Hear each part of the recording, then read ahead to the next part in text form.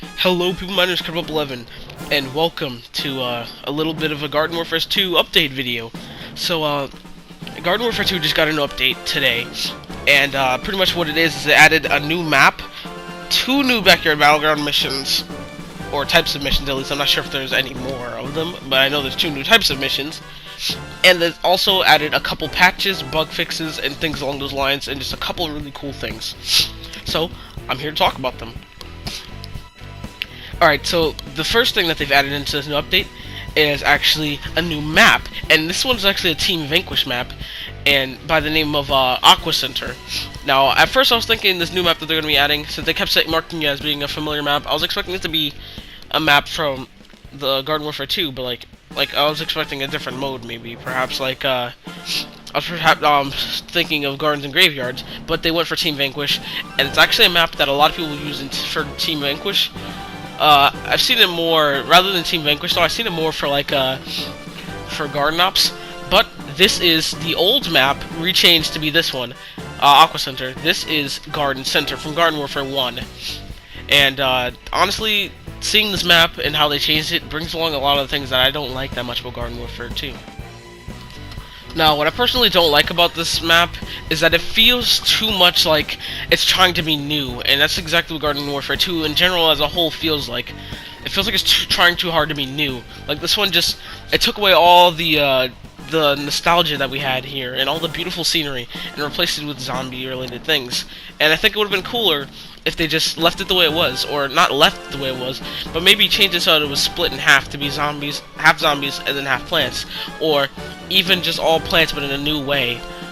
Or the zombies way, they could have at least, I don't know, the zombies way I just don't like that much. It's just everything seems a little bit too metallic and gritty, and it just doesn't feel the same. And it doesn't feel like it's a variant on the map either. Alright, so let's link off to the next part of the video where I talk about the 2 new missions in the Backyard Battleground, or the 2 new mission types. The first one is called Hide and Find. Now, pretty much what Hide and Find is it's like hide and seek, pretty much, but instead of hiding and seeking, you just kind of seek. So pretty much what you do is you go to this bush right here in front of the town hall, and you talk to the character inside of it. We don't know what it is yet. It's called Heidi. So apparently what Heidi wants you to do is find his friend in his secret spot. Now, I would show you guys the full-length footage of this, but it's pretty boring. You just use the tracker at the top of the screen, you have a time limit, and it's pretty difficult to find them, honestly. I'm not going to say it's easy, I'm not going to say it's hard, but it definitely does offer you a challenge if you're looking for it, or if you just like to run around and look for things. It's a little bit boring, and you don't get rewarded too much for it. So it's something completely optional that you can do, and I think you can do it 3 times and then get a bigger reward.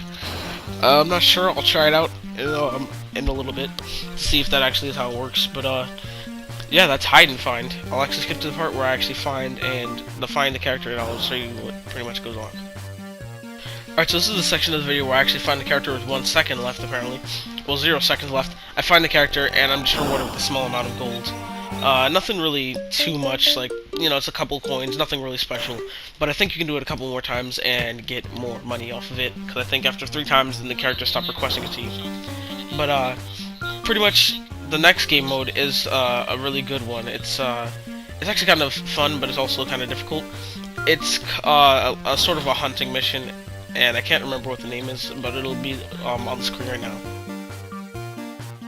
Alright, so the next type of missions are called bot and pot missions, where you do whatever the bot or the pot wants you to do. So there are multiple types of each mission, from what I can tell, because there actually was a bot, if you haven't seen in the other clip, on top of the building that I was at, to find the imp, or in the Hide and Find mission. Anyways, this mission is pretty difficult, and it's definitely fun, but when I was recording, halfway through, like I was at 6 out of 8 rock peas killed, the game just kind of gave up on me. It was like, no, I'm good. The EA servers went down for a little bit. I think they're doing something along the lines of patching or fixing something that happened. Maybe even just going down for a little bit because a glitch or something that they did up with the update. But, anyways, it kind of just went down, and that's when I stopped recording. But I'll show you guys, the log for the updates right now on screen. Yeah, it'll be on screen right now. Alright, so I got some, alright, so this is pretty much the update log, or whatever, and, what's happening with the new update. So, like it says, that the first one says they've added the new co-op, Team Vanquish map, the new co-op map, or Team Vanquish map, Aqua Center. They added hide and find missions, bot and pot missions, to the backyard battleground, added unique character variant images to group HUD instead of just the core classes. World options now show all friends playing the game. Added classic settings, aim sensitivity can be changed, things along that lines. Pretty basic stuff. Alright, so pretty much in this part, well, for this part of the log update, they've increased they added difficulty to the pause menu, so you can change your difficulty on and off. They added a couple new things to the private match settings. You can actually see dynamic character emblems and parties, things like that. I think that was in the upper part. Yeah, you can see right there. They've also allowed you to see customizations properly when visiting other people's backyard battlegrounds. They've added the light setting that hides the experience bar now in the settings menu, and the Z-Mech can, when you're playing as the Imp and you're going into the Z-Mech, you can actually be vanquished while calling the Z-Mech until the invulnerability beam hits you. So it's kind of shitty, but I mean, you know, it's the way that they think it can work. Oh yeah, also you can jump out of the Z-Mech while carrying the Gnome Bomb in Gnome Bomb.